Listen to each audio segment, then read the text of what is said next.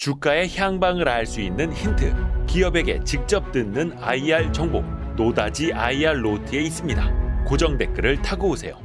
성공예감 별책 프로! 지식과 지혜를 얻는 가장 경제적인 방법, 성공예감 별책 프로 시간입니다. 안녕하세요, 이대호입니다. 자, 오늘 여러분과 또 재미나게 읽어볼 책이 하나 있습니다. 챗봇 2025 트렌드 활용 백과. 벌써 이제 2025년입니다. 이 책의 저자인 IT 커뮤니케이션 연구소 김덕진 소장과 함께합니다. 소장님 안녕하세요. 네, 안녕하세요. 반갑습니다. 김덕진입니다. 2025예요 벌써. 그러니까요. 항상 이제 앞서가야 된다는 거죠. 아, 네.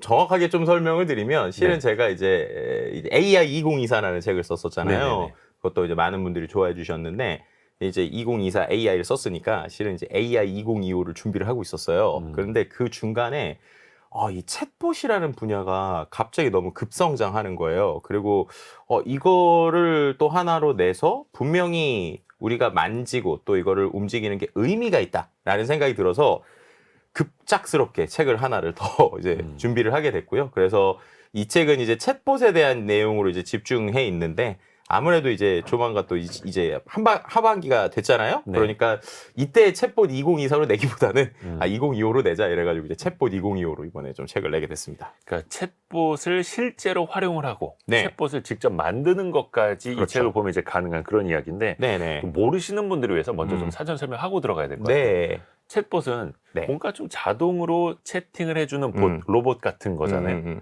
거기에 또 AI가 더해지면 어떻게 달라지는 걸까요? 그러니까 두 가지 큰 변화가 있다고 말씀드릴 수 있을 것 같은데요. 네. 첫 번째는 이 생성형 AI, 챗 GPT 같은 게 생기다 보니까 만드는 게 너무 쉽습니다. 만드는 게 쉬워진다라는 의미가 뭐냐면 이제 말씀하신 대로 우리가 보통 챗봇을 많이 보는 데는 뭐 은행에서 뭔가 은행 상담을 하거나 아니면 기업 상담을 하거나 이럴 때 이제 챗봇을 많이 썼잖아요. 네. 그런데 이제 우리가 그런 챗봇을 직접 만든다라고 생각을 하면 당연히 뭔가 프로그래밍도 하고 막 컴퓨터 언어도 알고 이래야 될 것 같잖아요.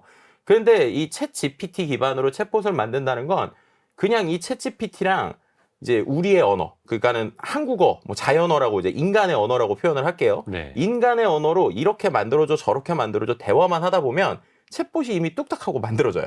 그냥 대화하듯이 프로그램을 만드는 거죠. 네, 그러니까 제가 이렇게도 만들어주고 저렇게도 만들어주고 저렇게도 해줘. 그러면 제가 말한 내용을 가지고 이 GPT가 프로그래밍 컴퓨터의 언어로 바꿉니다. 그래가지고 저는 프로그래밍을 하나도 못해도 내가 어떤 성향의 챗봇을 만들고 싶다라고 이야기하는 것만으로 챗봇을 뚝딱 만들 수 있다라고 하는 게 어떻게 보면 제가 이 책을 만든 계기라고 볼 수 있을 것 같고요. 그러니까 누구나 이렇게 만들 수 있다는 거.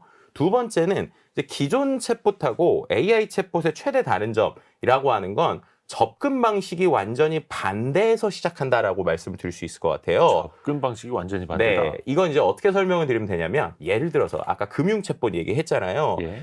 뭐 최근에 챗봇 서비스가 많았죠. 뭐 금융도 있고 혹은 뭐 우리가 AI 스피커라고 그래서 뭐 리모컨 대신에 뭐 틀어줘 이런 것들이 있는데 네. 그런 것들 쓰다 보면 계속 쓰게 되시나요?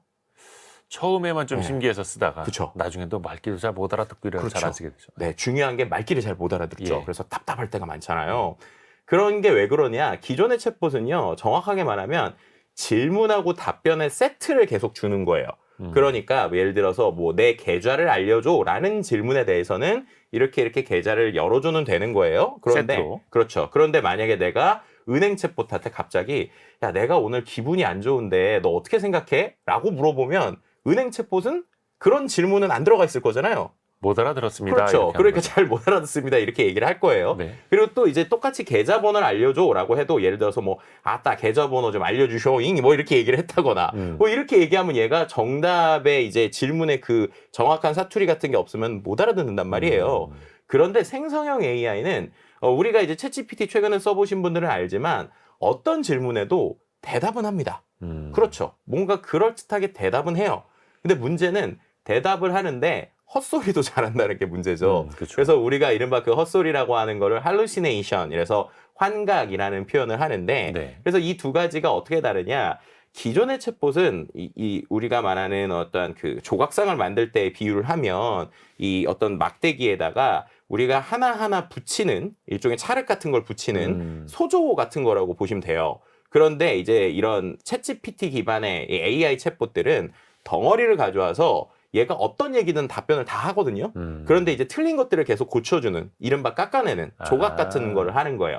그러니까 이제 사용자 입장에서는 얘가 정확한 질문과 정확한 답변을 하는 건 좋긴 하지만 답변을 너무 못하니까 답답하고 잘 못 쓰게 되는데, 차라리 그러면 좀 대화를 하더라도 어떤 대화를 할 수 있는 애를 데리고 와서 우리에 맞게 좀 조절하고 만들면 좀 더 사람들이 잘 쓰지 않을까? 라고 하는 게 최근에 이런 이 챗GPT나 생성형 AI 기반의 챗봇이 기존 챗봇과 다르게 이제 많은 사람들에게 좀 주목받고 관심을 갖게 되는 이유다. 뭐 이렇게 설명을 드릴 수 있습니다. 그래서 이제는 챗봇이 훨씬 더 만드는 것도 쉬웠고 접근하는 것도 이제 쉬워지는 그런 시대로 가는 거고요. 그렇죠. 근데 이제 젊은 사람들은 아마 챗 GPT도 활용하는 사람들은 꽤 있을 거고 유료 버전까지도요. 네네. 챗봇도 접해본 경우가 많이 있을 텐데 이걸 과연 중장년층도 쉽게 접하고 쉽게 사용할 수 있을까요? 이게 되게 중요한 게요. 오히려 저는 그런 분들이 더 많이 써야 된다고 생각해요. 왜냐하면 챗 GPT를요. 맨 처음에 중장년 분들이 딱 쓰려고 그러면 제일 어려운 게 어떻게 얘한테 질문해야 되지? 이런 걸 이제 어려워하세요. 왜냐면 뭘 우리가 물어봐야 되나? 그렇죠. 뭘 물어봐야 되나? 그런데 이거를 이제 좀 비유를 해보면요.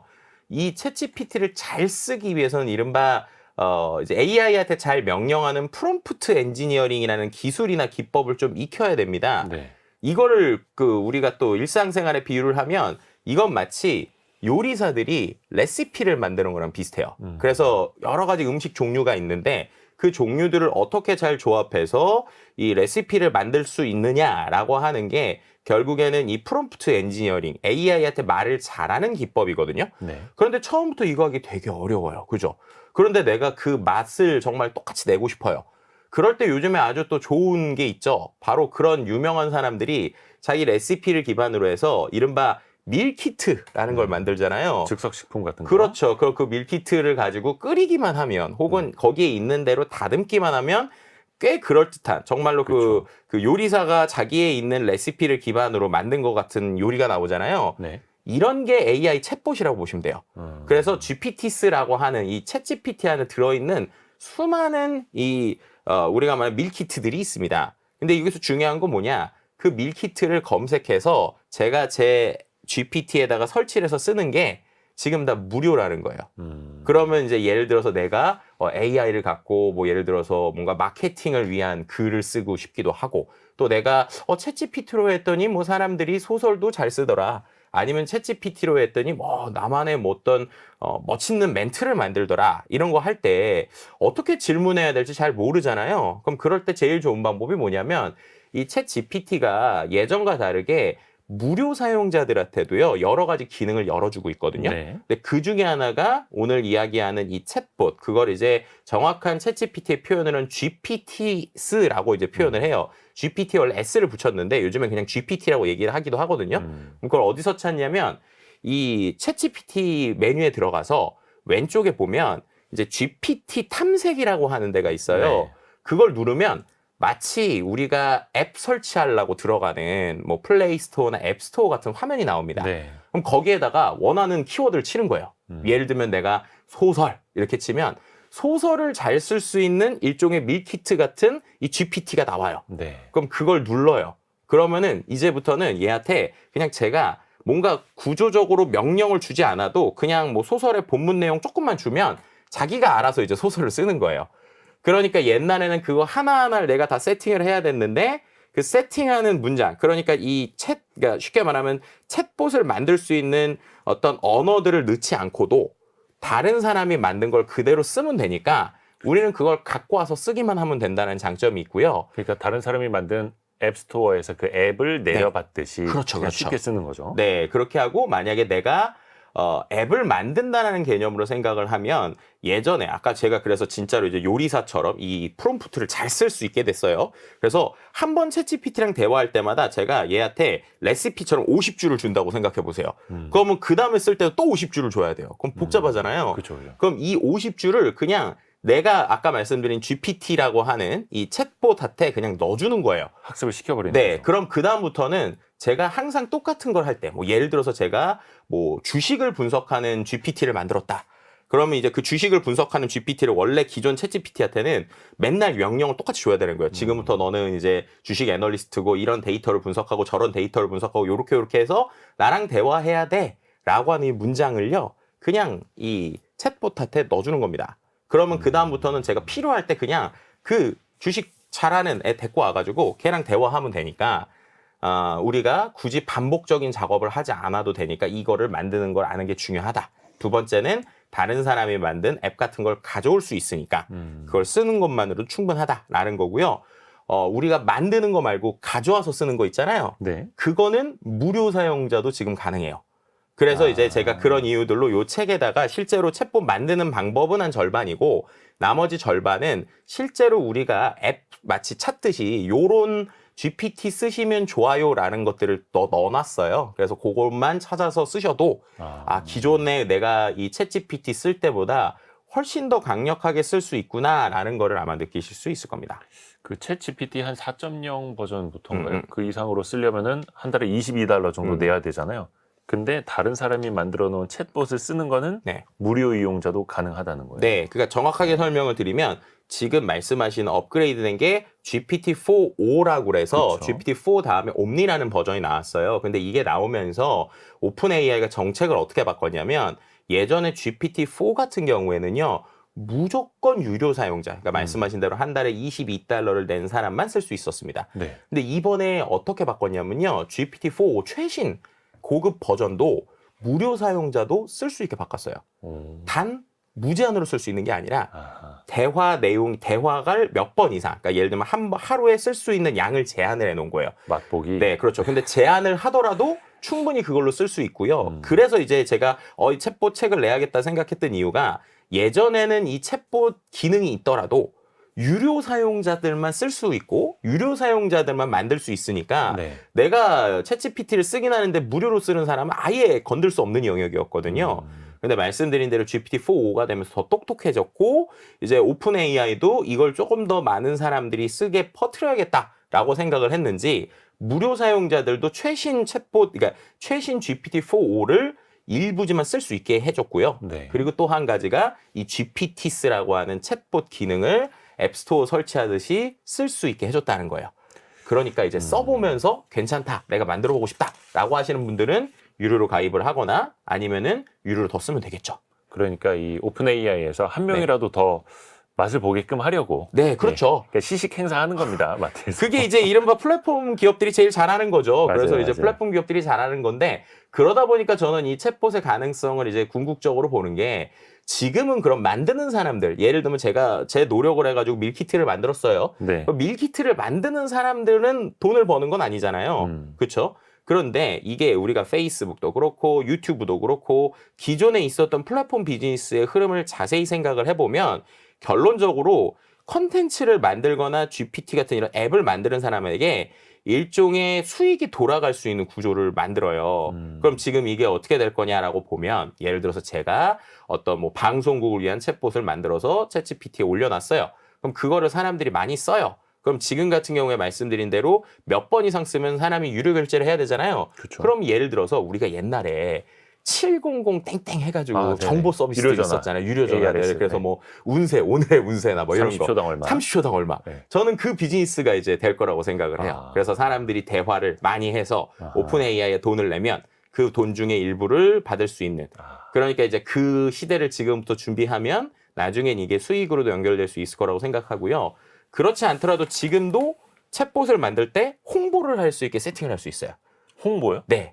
예를 들면 얘가 답변을 하는데 답변 맨 밑에 특정 웹사이트가 무조건 나오게 이런 것들이 세팅이 가능합니다. 뭐 예를 들면은 제가 뭐 이걸 해서 이거는 KBS에서 만든 어떤 건데요. 더 자세한 건 요 링크를 눌러주세요. 혹은 뭐 저에게 후원을 해주시고 싶으신 분들은 후원을 해주세요. 라는 링크를 달 수가 있거든요. 이야. 그러니까 이걸 활용하면 지금도 충분히 내가 새로운 영역에서 나를 홍보하거나 수익화할 수 있는 요소들도 있다라고 설명을 드릴 수 있는 것이죠. 그래야 이 창작자들이 또 열심히 올라와서 그렇죠, 그렇죠. 새로운 애플리케이션 개발하듯이 새로운 챗봇 계속 개발해서 올리고 할 테니까요. 맞습니다. 그래야 또 오픈 AI를 또 많이들 활용을 할 테고요. 네. 김덕진 소장님이 항상 빈손으로 오시지는 않더라고요. 요 다음 키워드 저희가 열어봐야 네. 될 게 맞춤형 챗봇인데 네. 이게 백문이 불여일견 아닙니까? 맞춤형 챗봇이란 무엇인가를 네. 보여주신다. 네. 일단은 맞춤형 챗봇에서 그 맞춤형이라는 단어가 네. 이 챗봇에서 어떤 의미로 쓰일 수 있는지 두 가지 정도 설명을 드리면 네. 첫 번째는요. 어떤 내용을 우리가 똑같이 듣더라도 이 라디오 프로그램, 예를 들면 우리 이대호 기자님을 좋아하는 분들은 이대호 기자님의 어떤 말투나 그 전달하는 방식을 좋아하잖아요. 네네네. 마찬가지로 이런 챗봇들도요. 최근에 어떤 것들이 돈을 버냐면 캐릭터를 주는 챗봇들이 돈을 벌어요. 오. 이게 무슨 말이냐? 똑같은 뉴스 정보를 전달하는데 네. 그거를 내가 원하는 어떤 인물이 전해주는 것처럼 만드는 것들이 있습니다. 예를 들면은 뭐 미국에 있는 스타트업 중에 캐릭터.ai라는 회사가 있어요. 네. 그 캐릭터.ai, 캐릭터.ai에 들어가시면 정말 수천 개, 수만 개의 인물과 캐릭터가 나와요. 그럼 어떻게 되느냐? 거기서요, 일론 머스크랑 대화하듯이 대화를 할 수 있어요. 쉽게 말하면. 내가 고르면. 네, 제가 만약에 버락 오바마를 골랐다. 그러면은 정치적 이슈에서 똑같이 물어봐도 버락 오바마 스타일로 대화를 하고요. 그게 다 챗봇이에요? 네, 그렇죠. 그런 챗봇만 모아놓은 서비스가 있어요. 근데 그게 실제로 챗GPT 다음으로 미국에서 투자를 제일 많이 받았어요. 그만큼이나 사람들이 되게 똑같은 얘기인데 내가 원하는 캐릭터랑 대화하는 걸 좋아한다는 거예요.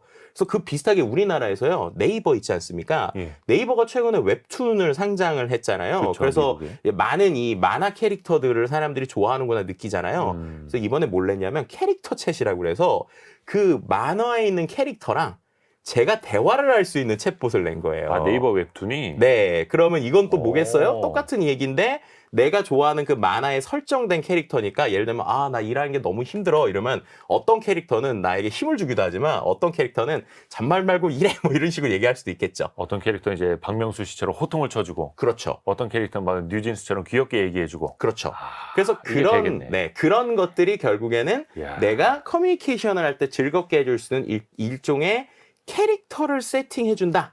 그래서 이제 내가 원하는 대로 대화를 한다는 맞춤형이라는 개념이고요. 와. 두 번째는 거기에다가 나만의 맞춤형 데이터를 넣어서 대화를 하게 할 수도 있어요. 이건 이제 되게 중요한 이유가 뭐냐면 챗GPT 같은 서비스가요. 생각해 보시면 인터넷에 있는 모든 정보를 거의 다 익숙하게 알고 있잖아요. 그렇죠. 그런데 우리 기업의 정보 아니면 내 개인의 정보는 정확하게 모를 때가 많죠. 그렇죠. 그럼 그럴 때 이 챗봇을 만들 때 이 챗봇 안에다가 파일을 올려줄 수 있어요. 예를 들면 내가 어떤 책의 내용을 PDF로 있고 그걸 올려줘서 야 대화를 하는데 이 책에 있는 내용으로만 대화를 해라. 라는 식의 맞춤형이 되는 거예요. 그럼 이걸 이제 응용을 하면 어떻게 되느냐? 우리 기업의 뭐 예를 들면 내규라든지 아니면 어떤 특정 보험사의 어떤 보험 약관이라든지 그런 것만 이 챗GPT에 있는 앱 그 챗봇에 올려주는 거죠. 그 복잡한 걸 그냥 넣기만 하면 그렇죠. 그러면 넣기만 하면 얘가 이거를 갖고 대화를 해주는 거예요. 근데 대화를 해주는데 또 어떤 식으로 대화를 하느냐? 캐릭터의 형태로 대화를 하게 할 수 있는 거예요.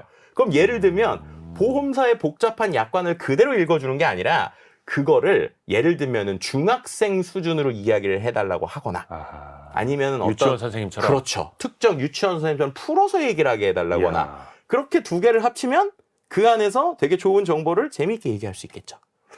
네.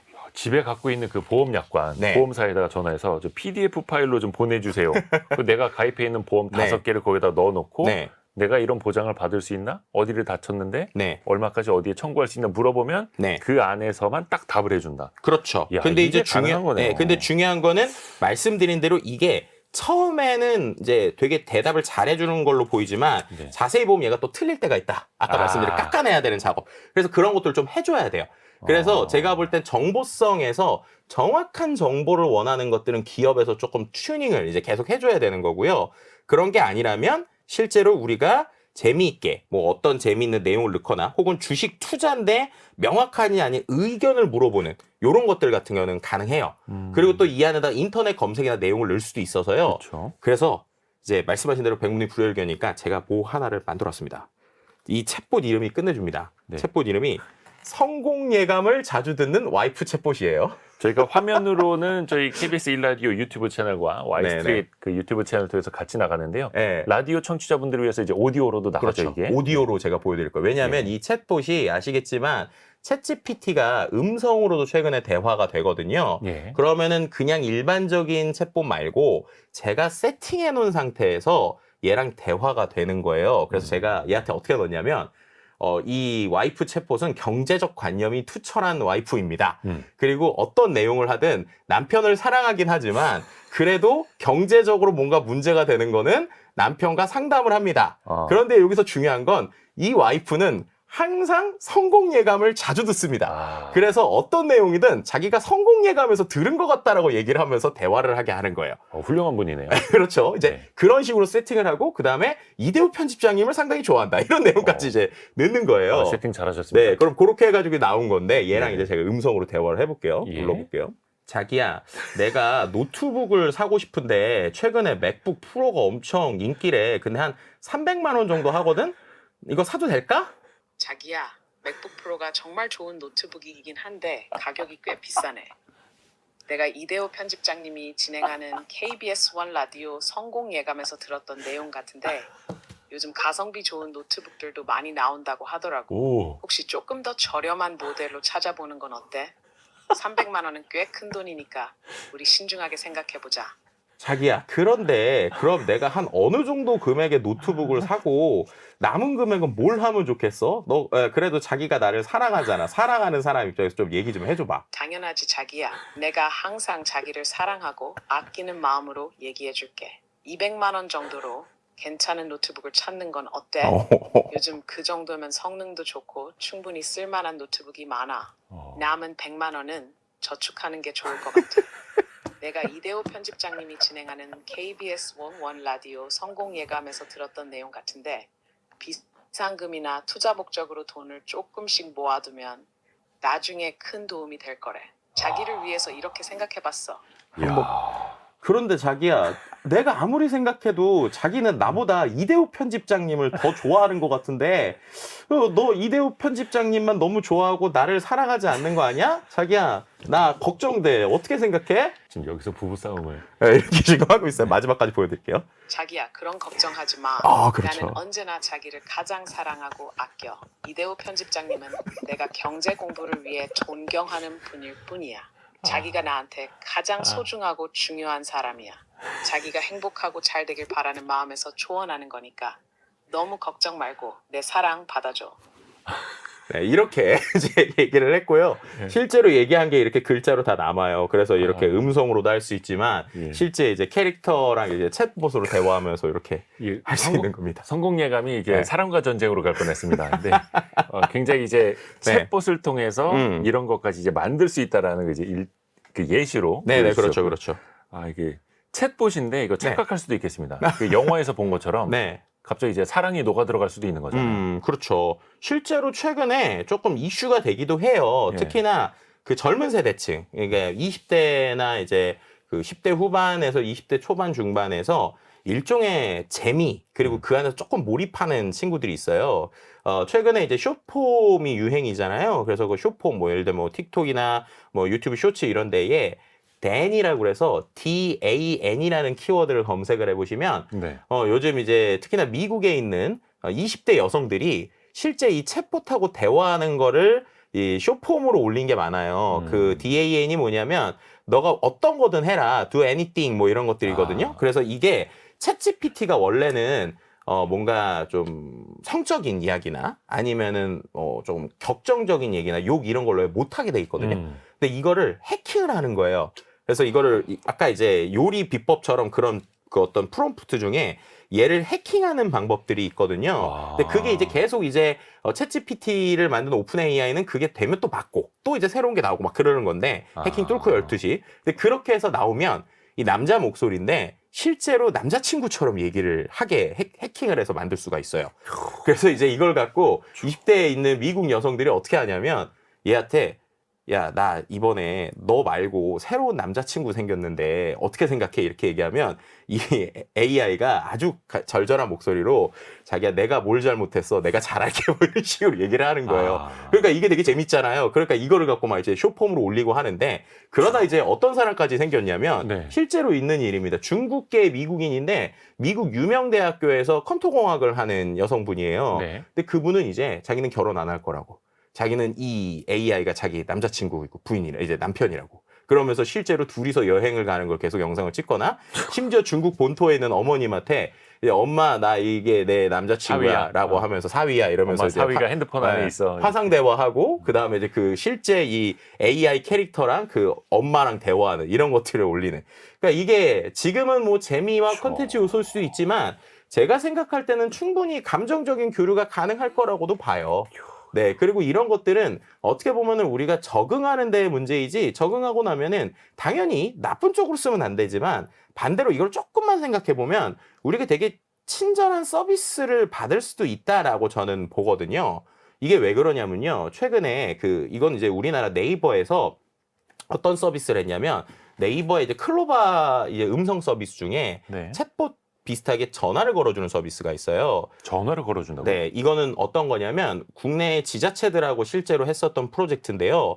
독거노인 분들이 계실 거잖아요. 네네네. 근데 요즘에 사회복지사분들이 너무 바쁘시고 힘들어요. 그렇죠. 왜냐하면 한 분이 봐야 되는 사람들이 많으니까. 그런데 독거노인 분들이 많아지시잖아요. 그래서 어떤 프로젝트를 한 거냐면 AI가 전화를 해서 그 어르신들의 건강 여부를 물어보는 거예요. 그런데 한번 생각을 해보세요. 우리가 ARS 전화 많이 받잖아요. 네네네. 근데 ARS가 갑자기 여보세요? 뭐 이대호님 건강 상태가 어떻습니까? 이렇게 하면 되게 기분 안 좋겠죠. 뭐 설문조사 같죠? 그렇죠. 그래서 뭐 전화 끊거나 이럴 거잖아요. 네, 네. 그런데 이 AI가 전화를 하는데 어떻게 하냐면 어제 드시기로 한 약 드셨어요? 라고 물어보는 거예요. 그러면은 이제 이건 느낌이 어떨까요? 네. 할머니 저 누구예요? 이러면서 또 시작하겠네요. 네, 할머니 어제 드시기로 한 약 저랑 대화하면서 드시기로 한 약 드셨어요? 이러면은 거부감이 사람들이- 없죠. 그렇죠. 그래서 실제로 이게 이야. 어떤 식으로 프로젝트를 한 거냐면 AI가 목소리는 AI 느낌이 나요. 느낌이 나는데 그 안에서 대화를 하거든요. 근데 대화를 하는데 그 안에서 어떻게 하느냐? 이제 건강 상태 어떠세요? 그럼 몸이 안 좋은 것 같아요. 이러면 아이고 이렇게까지 얘기를 해요. AI가. 그러면서 교감을 하는 거예요. 그런데 이 목소리가 AI라는 걸 알거든요. 근데 되게 놀라운 거는 이 서비스를 경험하신 분들 중에 재통화 의사를 얘기하신 분이 90%가 넘고 그리고 나 이거 계속 쓰고 싶다라고 하신 분들도 95%니까 상당히 놀라운 거죠. 그래서 결국에는 나를 케어해주는 서비스들이 있고 그게 AI라는 걸 알아도 그게 정보성으로 도움이 되면 충분히 서비스화 될 수 있다고 보고요.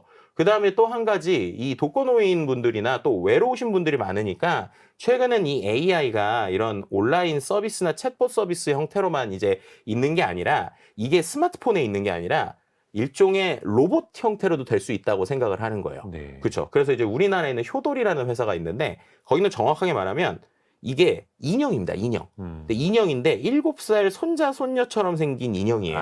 근데 그 인형에 이 GPT가 들어있어요. 네. 그래서 그 GPT가 들어있어서 어르신들한테 이걸 줘서 이것도 이제 지역하고 이제 같이 연계 사업을 하거든요. 그럼 이제 어르신들이 이걸 안고 웅가둥가 하는 거예요. 그런데 얘가 가끔씩 건강 상태도 물어보고 또 얘가 트로트도 불러주고 막 이래요. 그러니까 이게 되게 좋게 한단 말이에요. 근데 제가 거기서 엄청난 놀라운 사실을 느꼈던 게 네. 그 회사랑 제가 미팅을 하다가 그분이 저한테 소장님 근데 우리 할머니 할아버지들이 이 인형한테 제일 많이 물어보는 질문이 어떤 거 같으세요? 이렇게 물어봤거든요. 네네네. 어떤 건 거 같으세요? 제일 많이 물어보는 질문? 이 AI 로봇한테 이제 인형이 손자 손녀처럼 생긴 로봇이긴 하겠죠. 의외로 네. 뭔가 정보를 물어보기보다는 네. 교감하는 질문을 하실 것 같은데. 네, 비슷합니다. 뭐 밥 먹었니? 뭐 이런 거? 정답입니다. 아 진짜요? 밥 먹었어? 이걸 제일 많이 물어본다는 거예요. 인형한테. 네. 그래서 저는 이걸 듣고 진짜 놀랐어요. 왜냐하면 말씀드린 기존의 챗봇 방식 있잖아요. 예. 정답과 답변과 질문 셋이 있는. 자, 그런 챗봇이 여기 들어가 있다. 그러면 어떻게 돼 있을까요? 밥 먹었어? 이러면 제가 대답할 수 없는 내용입니다. 이럴 확률이 높겠죠. 그런 순간 어떻게 되는 거예요? 이거 로봇이네? 이거 던져버릴 수 있는 거잖아요. 그죠? 그런데 얘가 어쨌든 어떤 답변이든 할 거잖아요. 그쵸. 그러면 어떻게 되는 거예요? 그 안에서 진짜 교감을 하거나 이런 것도 대답을 하네? 막 이렇게 하면서 이제 같이 즐길 수 있는. 그래서 이제 이런 것들이 기존에 있었던 우리가 알고 있는 룰 베이스 기반, 그러니까 규칙 기반의 AI의 그러니까 챗봇이 아니라 최근에 이런 AI 생성형 기반의 챗봇에 상당히 관심이 있는 이유가 이런 것 같다라는 생각을 좀 하게 됩니다. 근데 생각해 보면 그 챗봇 인공지능이 정확한 답변만 해야 된다라고 저도 약간 강박적으로만 알고 있는데 네. 그렇게 되면 일종의 할루시네이션, 환각 효과가 필요한 거네요.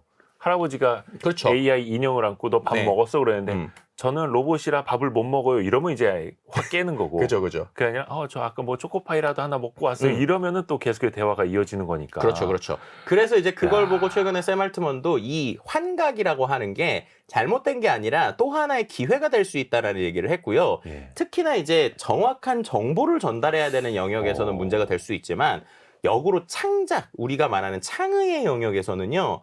우리가 보통 그렇잖아요. 생각지도 못했었던 어떤 키워드나 내용이 던져졌을 때 사람들이 확 하고 영감을 받듯이 그런 형태로 세팅할 때 이 AI들이 상당히 좋죠. 그러면 예를 들면은 뭔가 그런 사람의 몰입이 잘 되니까 예를 들면 이 아까 말씀인 캐릭터를 준다는 걸 반대로 얘기하면 페르소나라는 걸 설정해 줄 수 그렇죠. 있는 거잖아요. 네. 그럼 예를 들어서 이 페르소나를 어떻게 설정해 주냐에 따라서 미리 시뮬레이션 연습을 할 수도 있어요. 그래서 이것도 좀 여담 중에 하나인데 실제로 러시아였나요? 거기에 있는 개발자 한 명이 네. 자기가 AI 덕분에 결혼에 성공했다 이런 사람이 있어요. 네. 어떡해요? 이건 뭐냐면요. 이 캐릭터로 이제 예를 들면 내가 좋아할 만한 사람들의 캐릭터를 설정할 수 있는 거예요. 네네네. 그럼 예를 들면 이 친구는 실제로 연애를 많이 안 해본 친구예요.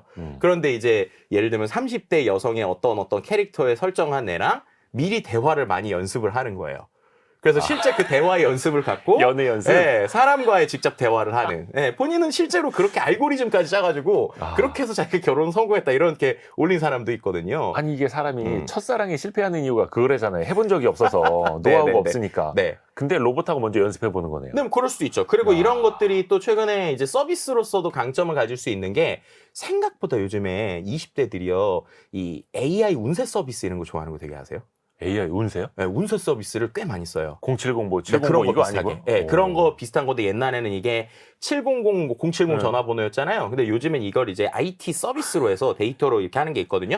근데 거기에 또 캐릭터를 주면 예를 들면 점성술사인데 예. 점성술사가 내 친구 같은 느낌의 점성술사가 될 수도 있고 아니면 우리 할아버지 같은 느낌의 점성술사가 될 수도 있고 부채도사가 될 수도 그렇죠. 있고. 그러니까 이 두 가지 특징. 뭔가 내가 맞춤형 데이터를 줄 수 있다. 그리고 내가 원하는 캐릭터를 줄 수 있다. 이 두 가지를 잘 활용하면 정말 무궁무진하게 우리가 컨텐츠와 아이디어를 낼 수 그러네요. 있는 거죠. 뭐 예를 들면 소설을 쓸 때 그냥 소설을 써줘 해서 내용을 쓰는 게 아니라 나랑 상담을 하는 소설 전문가를 한 명이 아니라 두세 명으로 세팅할 수도 있어요. 예를 들면 이 챗GPT를 쓸 때 또 테크닉 중에 하나인데 AI 챗봇도 비슷하거든요. 보통 이걸 하나의 캐릭터로 생각하세요. 그렇죠. 근데 그럴 필요가 없어요.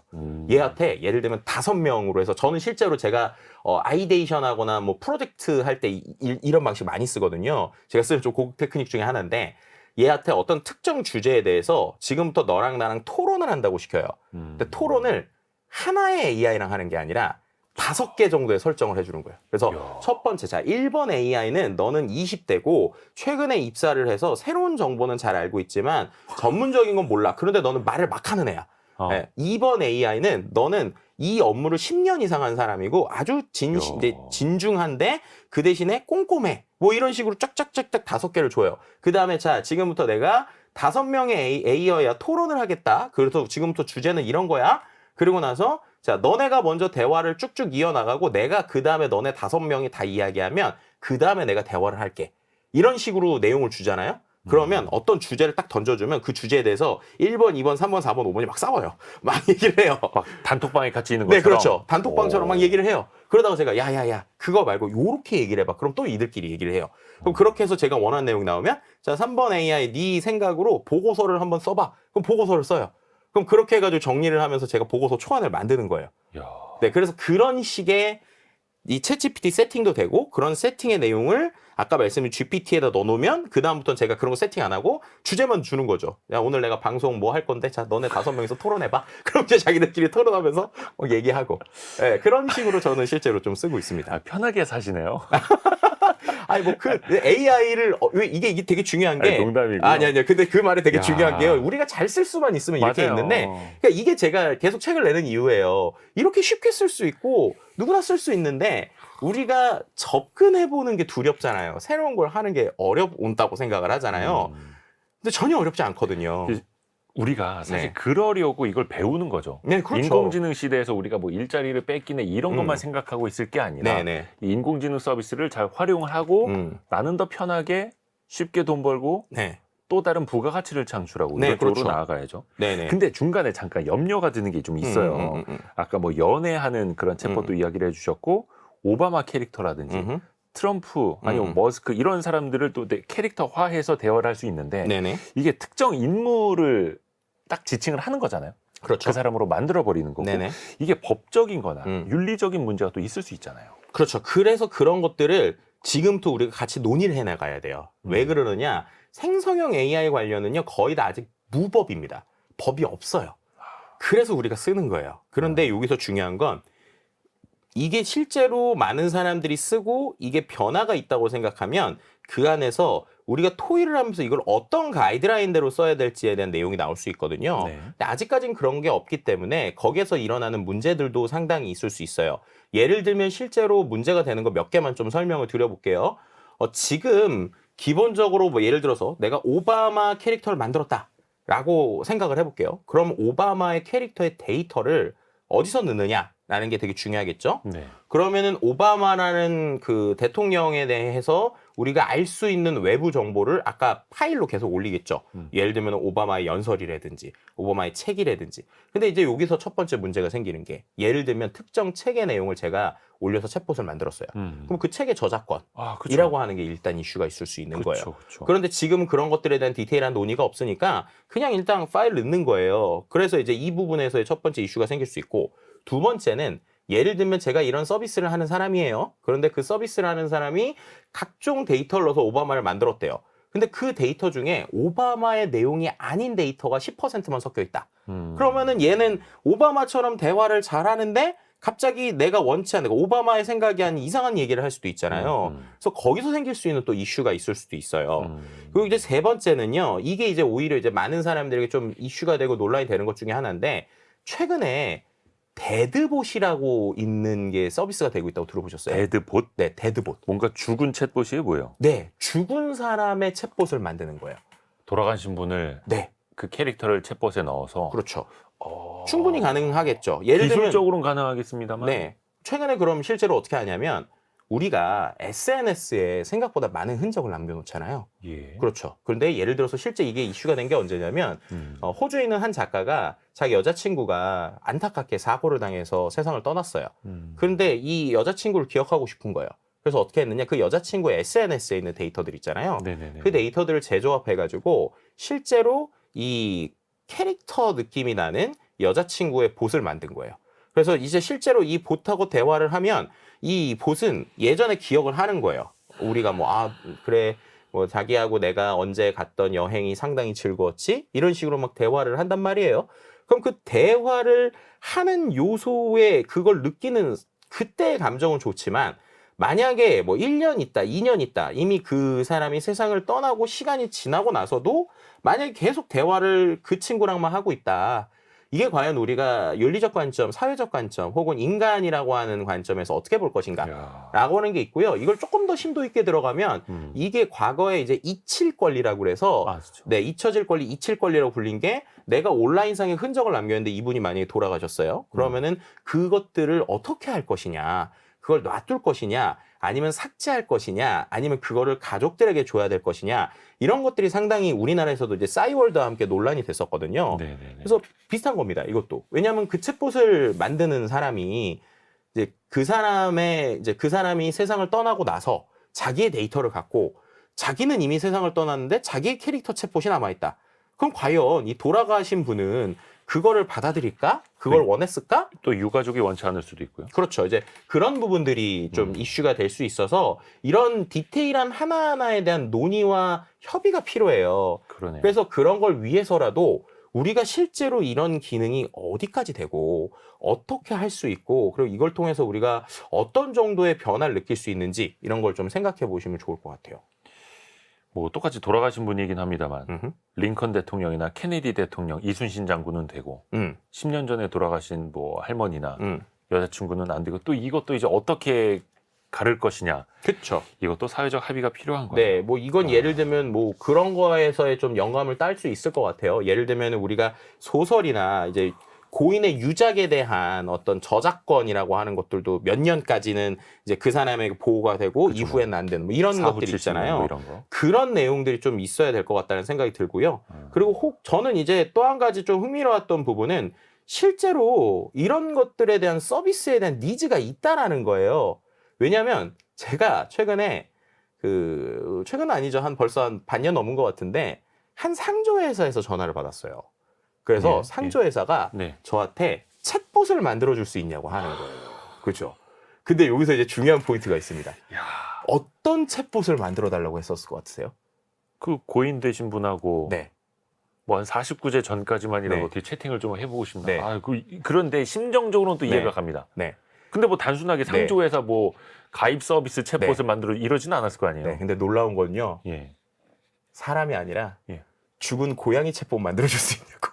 아 그래요? 반려동물 죽은 반려동물 챗봇을 만들어줄 수 있냐는 니즈로 연락이 왔어요. 그 고양이가 살아생전 어떻게 얘기를 좀 했답니까? 아니 그러니까요. 그게 얘기를 못 하잖아요. 그러니까 어떻게 하냐면 그 얘의 아까 캐릭터 챗봇이 된다고 그랬잖아요. 그러니까 그 아이와의 있었던 어떤 기억들, 추억을 담아서. 추억들. 예를 들면 뭐 그 추억에 뭐 내가 고양이랑 언제 사진을 찍었고 막 이런 거 대화를 어떻게 그러니까 어디를 같이 어떻게 놀러 보면 갔었고 그 이런 사람 우리 그 주인의 관점에서 재정의에 한 내용들 있잖아요. 네네네. 그 내용을 갖고 이제 우리 강아지가 이제 세상을 떠났는데 내가 강아지랑 대화할 수 있는 느낌의 챗봇을 만들어줄 수 있냐 요런 요청이 왔었어요. 야, 희한하네요. 오히려 그게 시장성이 더 있구나라는 걸 저는 느꼈는데 저는 그걸 만드는 게 맞나 그래서 그때 거절하긴 했는데요. 근데 실제로 말씀하셨던 그러니까 우리 편집장님 말씀하셨던 대로 돌아가신 분의 데이터를 모아서 일종의 디지털 추모관을 만드는 건 이미 우리나라에 서비스가 있어요. 맞아요. 네. 네. 그리고 그런 것들을 갖고 말씀하신 대로 챗봇의 서비스도 되고 향후에는 이런 것들이 어떠한 제품 이런 것들이 이제 우리가 말하는 제품이나 서비스에도 쓸 수 있고 또 말씀드린 것처럼 뭐 반려견이라든지 반려동물을 위한 서비스들도 충분히 가능할 것 같다라고 하는 내용들이 참 우리의 그 생각의 어떠한 폭이나 넓이에 따라서 과연 이 서비스를 어디까지 쓸 수 있을까에 대한 좀 많은 이야기와 고민을 하게 되는 것이죠. 심정적으로는 또 이해가 갑니다. 근데 이걸 또 윤리적으로 어디까지 받아들여야 할 거냐? 따져봐야죠. 저는 지금 불현듯 생각이 든 게 네. 경영자 챗봇 하나 만들어 봐야겠네요.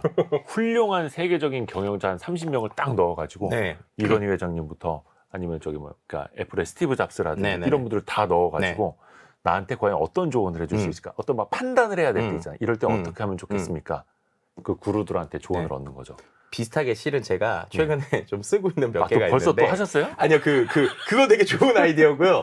저는 투자 관점에서 네네. 예를 들면 우리가 알고 있는 그 투자자들의 정확한 성향이 있는 사람들 있잖아요. 예를 들면 예. 캐시우드 같은 돈나무원이라고 불리는 사람은 되게 공격적이고 기술적인 어떤 그쵸, 투자를 그쵸. 하고 워렌 버핏은 되게 어떤 좀 계속 그러니까 장기적인 관점에서 볼 수 그쵸. 있는 그런 사람들 한 4-5명을 세팅을 해요.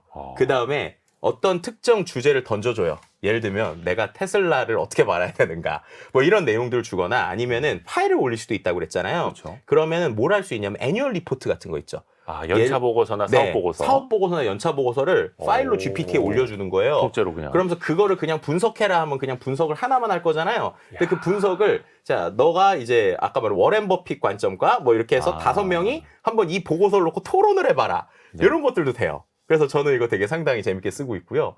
그 다음에 실은 최근에 이거는 제가 해가지고 뭐 이건 제가 주식 투자에 대한 얘기를 하는 거 아닙니다. 그냥 제가 실험적으로 써봤다가 괜찮았던 게 최근에 이제 AI 회사들이 여러 곳들이 있잖아요. 뭐 예를 들면은 마이크로소프트도 있고 뭐 엔비디아도 있고 뭐 그런 회사들 5개 정도의 애뉴얼 리포트를 올려주면서 자 너가 이 5개 회사의 장단점을 좀 분석을 하고 장기적으로 투자를 한다면 어느 회사가 가장 투자하기 좋은지 한번 분석해봐 이렇게 시켰어요. 찍어주던가요?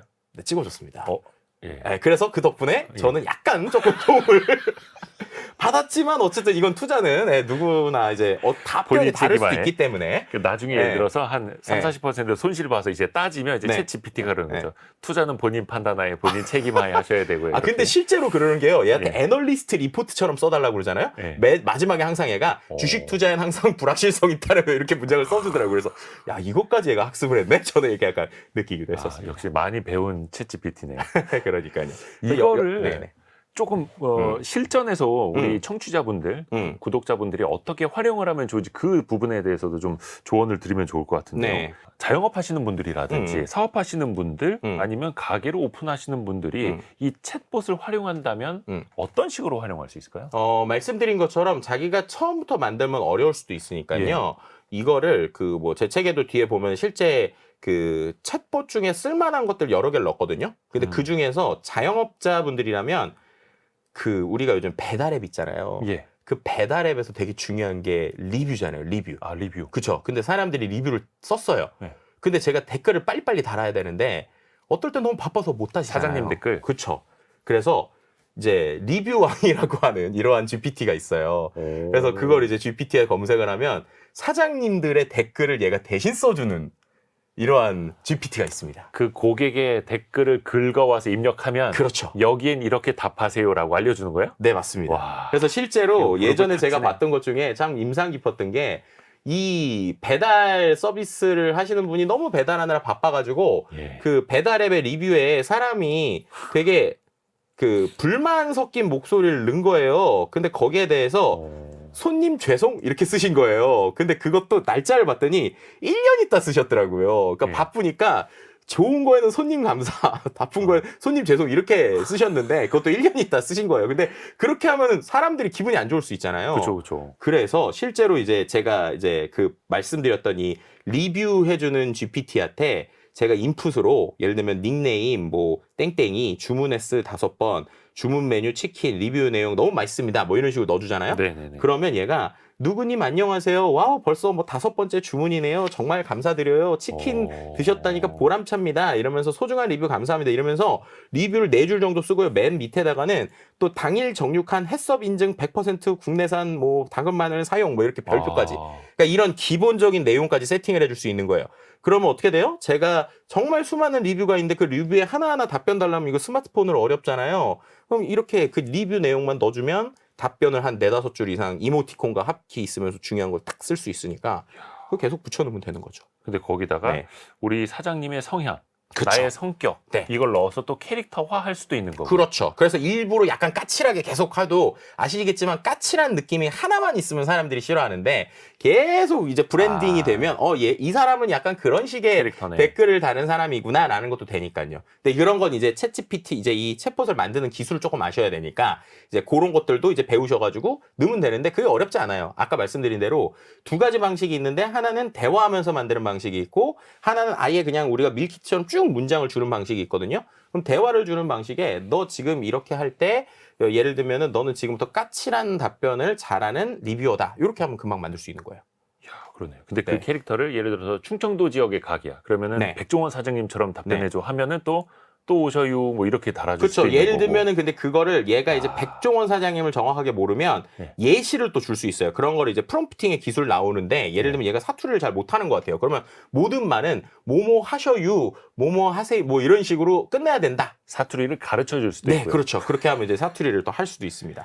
야, 네. 거의 직원 교육해서 쓰듯이 네. 그게 또 무궁무진하게 또 다 되는 챗 GPT의 세계입니다. 네, 와, 그렇죠. 신기합니다.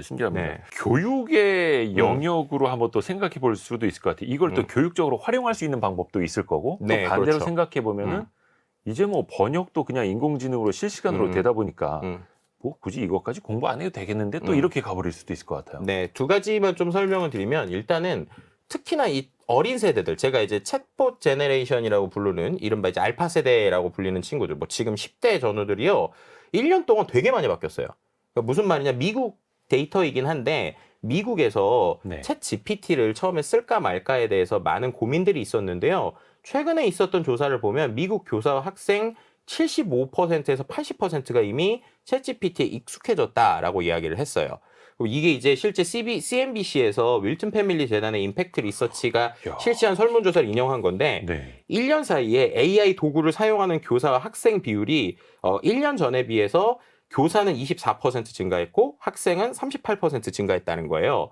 그렇게 되면서 사용량도 크게 늘어난 건데 저는 이것보다 제일 놀랐던 게 뭐냐면 학생 중에 70%가 AI 챗봇에 대해서 호의적인 견해를 가지고 있었다는 거고 부모 중에서도 68%가 아주 이 챗GPT를 쓰는 게 좋다라고 얘기를 했다는 거예요.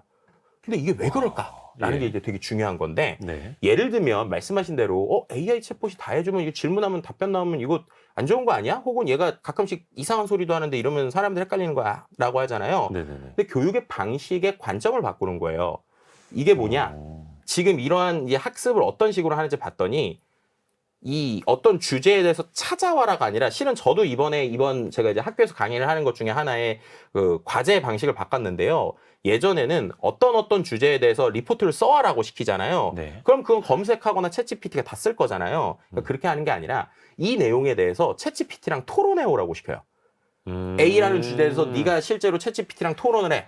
그래서 그 토론을 한 내용을 가져와. 그리고 그걸 통해서 너가 느낀 바를 정리해와. 이렇게 시켰어요. 와, 그러면 도움이 되겠네요. 너무 도움이 되죠. 그렇게 되면은 그 AI와 왜냐면 AI는 그때그때 또 답변이 조금씩 다르기 때문에 자기네들이 토론을 했었던 내용을 가져와서 학교에서 그걸 갖고 같이 상의를 하고 선생님이 그걸 봐주는 거예요. 근데 이게 이른바 이 교사들이 최근에 많이 시도했던 플립 러닝, 그러니까 거꾸로 교육이라는 게 결국 그거거든요. 어떤 좋네요. 주제를 던져놓고 미리 공부를 해오고 그 공부해온 걸 갖고 토론을 하는 방식인데 이런 걸 할 때 AI가 되게 좋은 거예요. 그리고 이제 그런 걸 할 때 제가 또 말씀드리고 싶은 건 그럼 이렇게 얘기하면 아이들한테 야, 너 챗GPT랑 해봐 이렇게 시키잖아요. 네. 근데 그거 할 때 반드시 부모님하고 같이 하셔야지 좋다라는 말씀을 드리고 싶어요. 옆에서 좀 잡아주고. 그렇죠. 왜냐하면 얘가 답변을 할 때 이상한 얘기를 할 수도 있잖아요. 그러면 이거 어떤 생각을 할 수도 있잖아요. 그럼 엄마가 자기가 쳐주는 게 아니라 아이한테 야, 얘가 이렇게 얘기했는데 넌 어떻게 생각해? 그러면서 한번 대화를 해봐. 이런 식으로 되면 이 집안에서도 충분히 기존의 생각들을 끌어내는 작업들을 할 수 있고요. 그리고 또 학교에서도 이런 토론의 훈련이 되니까 이런 식으로 이 도구가 나왔다고 그냥 기존의 교육으로 유지하는 게 아니라 이 도구에 맞게 우리의 교육하는 방식이나 학습하는 방식을 바꿔나간다면 충분히 이 친구는 원래 교육이라는 단어가 가지고 있는 본질을 끌어낼 수 있다. 그러네요. 왜냐하면 에듀케이션이라는 말이 원래 끌어낸다라는 거잖아요. 그래서 답변을 외우게 하는 게 아니라 AI를 통해서 우리가 끌어내게 할 수 있는 작업들, 이런 것들이 어떻게 보면은 챗봇을 통해서 우리가 할 수 있는 교육이다라고도 말씀드릴 수 있을 것 같습니다. 그냥 검색으로 단답형, 정답만 찾아내는 게 아니라 그렇죠. 토론하고 같이 생각할 수 있는, 그런데 생각하는데 그냥 AI의 도움을 받는. 그렇죠. 어떻게 보면 이제 토론의 상대방이 되어주는. 그렇죠. 그리고 AI의 와. 정보에 끌려다니는 게 아니라 그 생각을 놓고 내 이야기를 다시 하는 이런 것들이 좀 중요한 것 너무 같습니다. 좋네요. 이게 교육적으로 유익한 거였네요. 네, 관점의 이제 차이라고 볼 수 있는 거죠. 위협으로만 생각을 했어가지고 이것도 이제 관점을 바꿀 필요가 있어 보입니다. 음. 자, 마지막으로 오늘의 심쿵 한방 정리를 해볼 텐데요. 네. 챗봇 2025 트렌드 앤 활용 백과, 이 책을 직접 쓴 김덕진 소장님께 심쿵 한방 핵심 구절을 좀 읽어달라고 부탁을 드리겠습니다. 네, 책에도 있는 내용인데요. AI는 인간을 대체하지 않는다. AI를 잘 다루는 사람이 그렇지 못한 사람을 대체할 것이다. 이렇게 말씀드리고 싶습니다. 특히 이 문장을 직접 뽑아주신 이유는요? 제가 볼 때 지금의 AI는요, 일종의 파워포인트나 엑셀 같은 도구로 진화할 것 같아요. 자, 그렇다면 우리가 파워포인트라는 걸 써서 어떤 사람은 아주 멋지게 슬라이드를 만드는데 어떤 사람은 계속 궤도를 막 그린다. 그럼 이거는 자연스럽게 파워포인트가 사람을 대체한 게 아니라 이걸 잘 쓰는 사람들이 그렇지 않은 사람을 대체할 수밖에 없는 거잖아요. 그렇죠. 그렇기 때문에 많이 써보셔야 된다는 말씀을 드릴 수 있을 것 같고요. 제일 중요한 거는 이 챗봇은 우리가 프로그래밍 언어가 아니라 인간의 언어로 아까처럼 치거나 말하면 되니까 해보니까 되던데요가 돼요. 단 얘는 기존의 AI랑 이 기존의 컴퓨터랑 다르게 정답을 주는 게 아니라 그럴듯한 답을 계속 주기 때문에 얘가 정말 그럴듯한 답이 맞는 건지 틀린 건지를 계속 시도해보고 대화해보다 보면 아, 이런 새로운 친구랑 내가 이렇게 하면 잘 쓸 수 있겠구나라는 노하우를 익히게 되는 것이고요. 그 노하우가 결국에는 우리의 미래의 삶에서 아주 중요한 부분이 될 것이다. 이렇게 말씀드릴 수 있을 것 같습니다. 우리가 뭐 기후도 그렇고 세상의 변화에 적응을 해야 하듯이 AI 시대에도 이 AI에 또 적응을 또 해야 되는 거고 우리가 또 더 잘 활용하는 사람이 되어야겠네요. 항상 많이 배웁니다. 우리 IT 커뮤니케이션 연구소 김덕진 소장과 함께 챗봇 2025 트렌드 활용백과 읽어봤습니다. 고맙습니다. 네, 감사합니다. 별의별 이야기를 책을 통해서 나누는 별책부로 마무리하고요. 월요일 아침 9시 5분에 성공예감 이데오입니다는 다시 돌아옵니다. 성공예감은 오늘도 여러분을 응원합니다.